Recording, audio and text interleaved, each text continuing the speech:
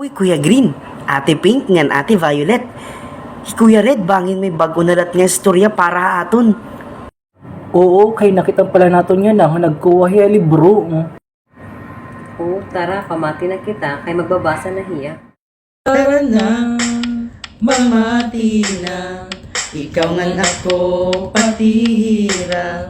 Pamati kita ang istorya, sanglit ayaw na kabaraka. A story time, mag-i-enjoy kita.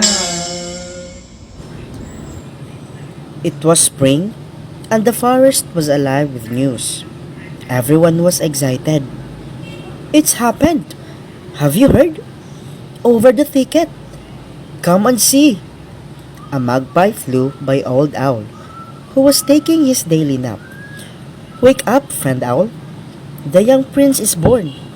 Come on, you'd better hurry. Now, Owl preferred to spend the day at home fast asleep. But when he heard the news, he woke right up and flew to the thicket. After all, it isn't every day a young prince is born. As the animals quietly approached the shady glen, they saw a newborn baby deer sleeping by his proud mother. She gently nudged the tiny fawn and whispered, "Wake up! You have visitors." The fawn slowly opened his new eyes. Then he got up, his new legs still shaky, and looked around curiously at the creatures who had come to admire him. A friendly baby rabbit named Thumper hopped over the mother deer. "What are you going to call him?" "I think I'll name him Bambi." "Bambi? Yep, I guess that'll do." Then Thumper and the other visitors hopped and scampered away, leaving the young prince to nap. By the time summer came, Prince Bambi was strong enough to explore the forest with his mother. "Come along, Bambi," she said one morning. "It's time you learned the way outside the thicket." The little fawn, his legs steadier now, followed his mother out of the glen.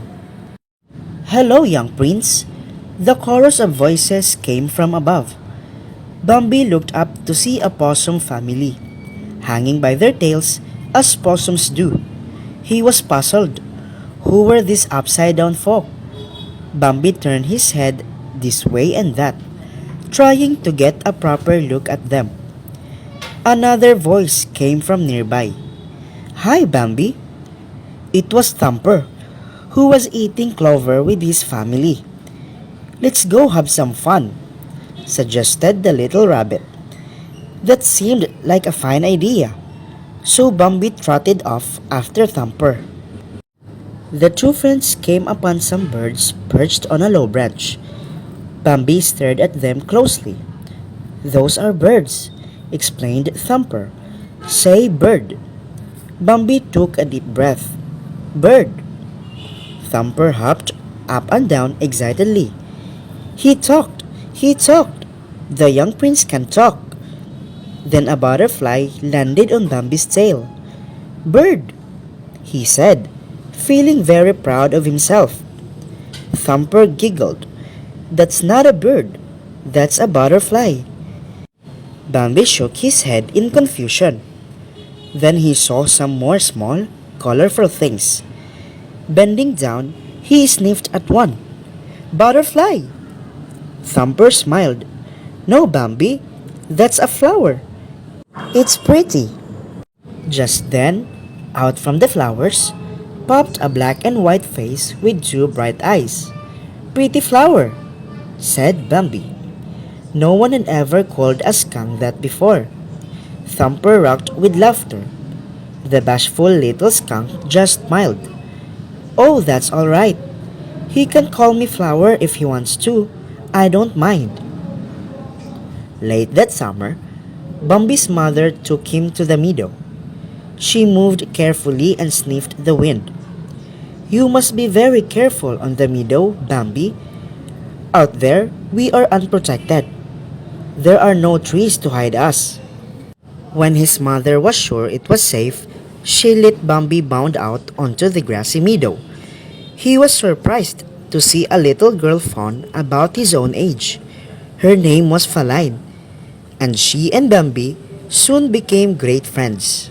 One day, in early fall, as Bambi and his friends were playing on the meadow, a mighty deer rushed out from the trees. It was the forest king, and he signaled everyone to leave the meadow. In the distance, Bambi could hear the loud, frightening noise of guns. Immediately, Bambi and his mother raced for the safety of the thicket. Bambi was frightened. When it became quiet again, he lifted his head. I don't understand, mother. Why did we run? Bambi's mother was still alertly watching the path from the meadow, and she turned to her son. Man was in the forest. One cold morning, Bambi awoke to a startling sight. Mother, what's all this white stuff? Why, it's snow. Winter has come to the forest. Bambi stepped out of the thicket carefully and was surprised when his feet sank deep into the soft, white snow. The fawn was delighted. The snow became a game. He pranced all about in the chilly air, leaving hoof prints in the snow. From a nearby pond, Thumper called to him, Hiya, Bambi, come over here. It's all right. See, the water's stiff. Bambi trotted confidently out onto the frozen pond, but as soon as his tiny hooves touched the ice, his hind legs slipped, and down he crashed. Thumper laughed and laughed. You have to watch both ends at the same time. Bambi blinked his large eyes, got up carefully, and slid across the ice to Thumper. Some fun, huh, Bambi? They had a wonderful time. The winter months passed slowly. Food became scarce, and Bambi's mother had to strip bark from the trees to eat. Winter is sure long, isn't it, mother? It seems long, but spring will be here soon. At last, the snow melted and spring came. Owl awoke from his nap. My, if it isn't the young prince! How fine you look, and you've grown a pair of antlers. Owl wasn't the only one who admired Bambi's new antlers. His childhood friend, Faline, also thought they were fine. She had grown up too, and was now a graceful and lovely doe. She walked up to Bambi and touched noses. Owl had warned the young deer about this very thing. Bambi fell in love with Faline. Their twitter patted, muttered Owl as he watched Faline and Bambi walking in the moonlight. Months passed. Again came a time when man entered the forest, bringing with him guns and fire. Bambi sensed that something was wrong. He left Faline and went to the edge of a tall cliff. Looking down, he saw a campfire. And as he watched, a spark from that fire started some brush burning. The fire spread quickly. Bambi hurried to warn Faline and the other animals. They all raced out of the forest. Down from the trees ran the squirrels. From under the ground scurried the groundhogs. Away from their nests flew the birds. Bambi and Faline joined the other creatures on a bank across the wide river. They all watched sadly as the flames destroyed their forest homes. But spring came again to the forest, and green grass and flowers covered the scars left by the fire. Once again, the air was alive with excitement. This time it was Friend Owl who spread the great news. Come quickly, everybody, to the thicket. And all the forest creatures rushed to see what had happened. There was Faline, resting quietly with not one but two new fawns. Owl's great yellow eyes widened in surprise. Look, twins! And a healthier pair I've never seen. Prince Bambi must be mighty proud. Rabbits and squirrels, raccoons and birds looked on in awe. One of the baby fawns stood up on his wobbly little legs.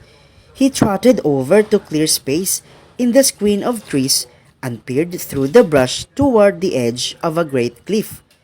There stood Bambi, his father, now king of the forest. Someday, this young prince would grow up and become king, just like his father. Wow! Maganda pala ang kwento ni Kuya Red tungkol kay Bambi. Oo nga, at siya pa ang naging hari ng kagubatan. Sigurado ako, sa susunod na panahon, ang anak naman ni Bambi ang magiging hari ng kagubatan. Sana nagustuhan ninyo ang kwento ni Kuya Red tungkol kay Bambi. Paalam!